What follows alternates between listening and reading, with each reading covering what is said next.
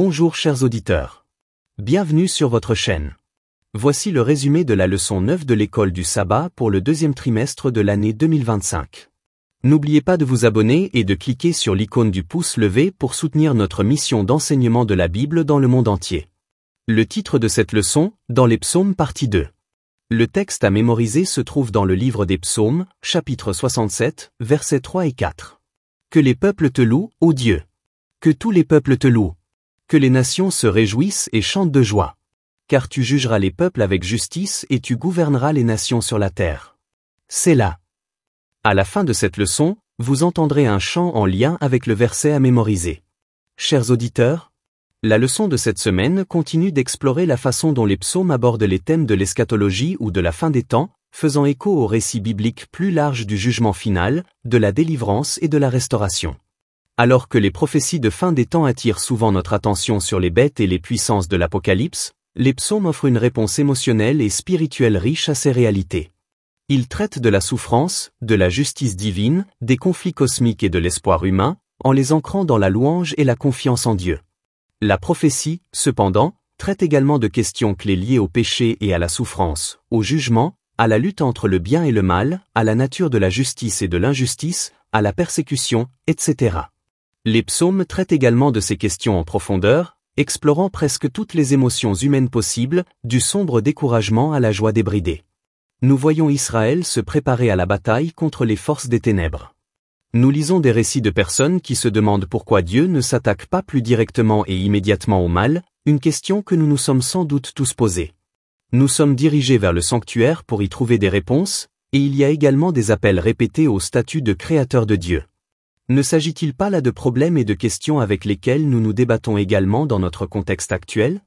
Bien sûr, c'est la raison pour laquelle nous continuerons à décortiquer le livre des psaumes afin d'en apprendre davantage sur ces vérités cruciales.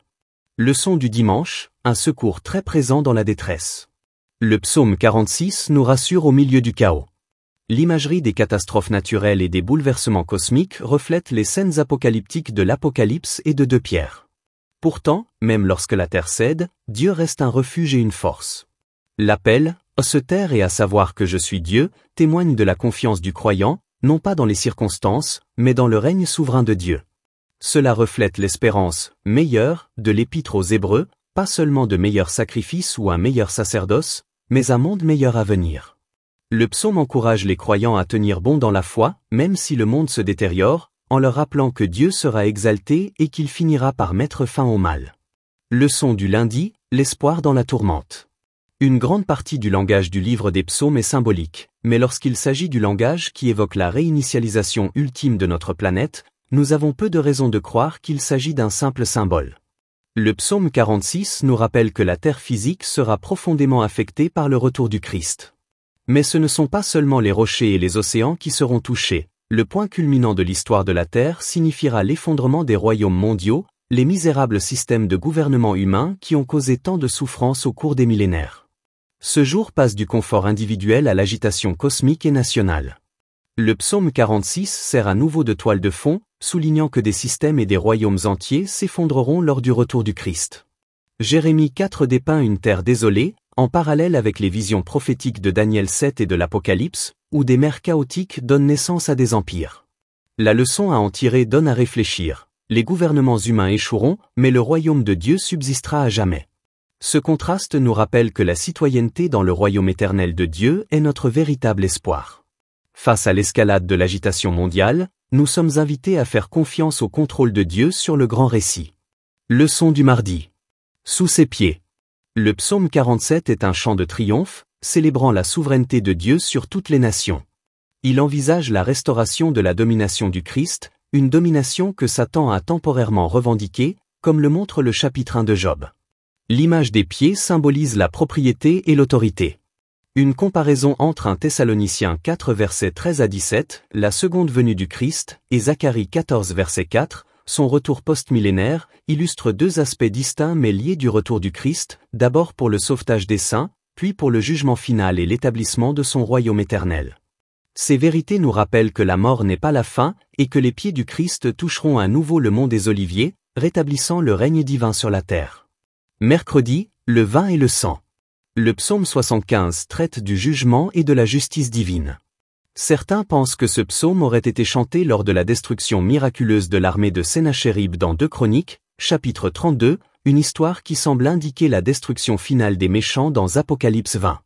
Le peuple de Dieu se trouve à l'intérieur de la ville sainte avec son roi juste lorsque les armées du mal surgissent et les encerclent, avant d'être détruites par Dieu lui-même.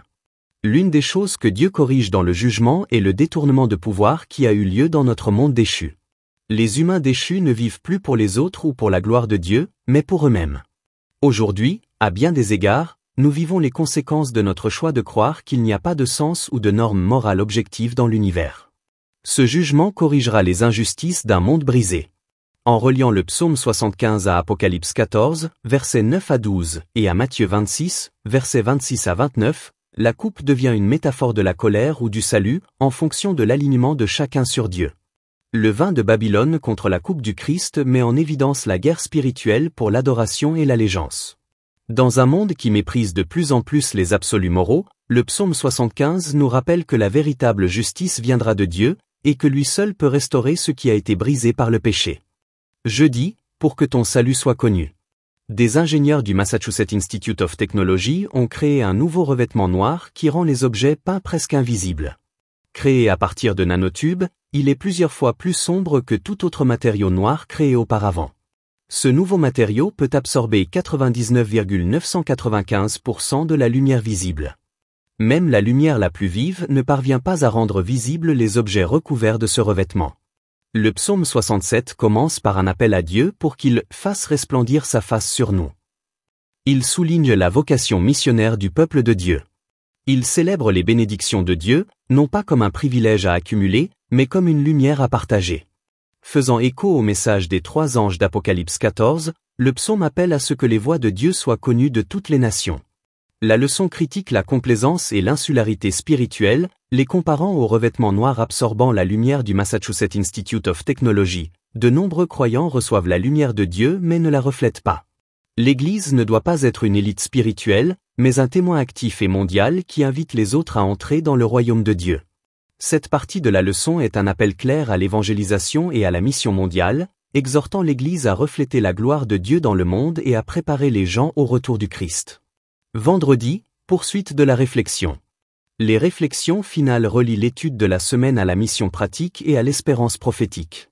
Le psaume 133 sur l'unité, Actes chapitre 1 versets 4 à 9, la Grande Commission, et Apocalypse 5, le Christ recevant le rouleau, souligne que la mission de répandre l'Évangile n'est pas la nôtre seulement, mais qu'elle est divinement habilitée par le Saint-Esprit. Chers auditeurs, la tâche de l'Église est de poursuivre ce que le Christ a commencé, guidé par son intercession et le Saint-Esprit. Notre rôle est d'être disponible, de rester fidèle et de suivre la direction de Dieu, sans nous fier à nos propres plans ou stratégies. Lorsque le Christ nous a demandé de porter l'Évangile au monde, il ne nous a pas laissés seuls pour déterminer comment cela pourrait se faire. Le travail est dirigé depuis le sanctuaire du ciel. Notre travail est intimement lié au Christ, il nous guide et nous donne les moyens d'agir. C'est son œuvre, pas la nôtre, il nous est demandé de suivre sa direction. Vous remarquerez que c'est ainsi que cela a fonctionné avec Israël. Dieu leur a demandé de suivre ses instructions, puis il a fait en sorte que l'impossible se produise. L'Esprit est déjà à l'œuvre dans le cœur de nos voisins, il nous est demandé d'être là lorsque le moment de la décision arrive, afin de les inviter à rejoindre le peuple de Dieu lorsqu'il se tient aux côtés de l'agneau sur Sion. Nous n'avons pas à inventer de nouveaux moyens et de nouvelles méthodes car nous n'avons jamais été en charge du travail. En conclusion, l'étude des psaumes de cette semaine nous rappelle que si le jugement, la souffrance et l'effondrement des pouvoirs terrestres sont réels, les promesses de délivrance, de justice divine et de paix éternelle le sont tout autant. Dieu nous invite à lui faire confiance, à refléter sa gloire et à participer à sa mission en préparant le monde au retour prochain du Christ. Que Dieu vous bénisse.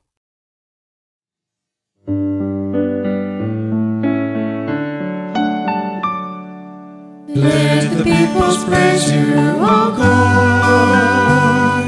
Let all the peoples praise you. Oh, let the nations be glad and sing for joy. For you shall judge the people righteously and gather the nations on earth. Selah. Psalm 67.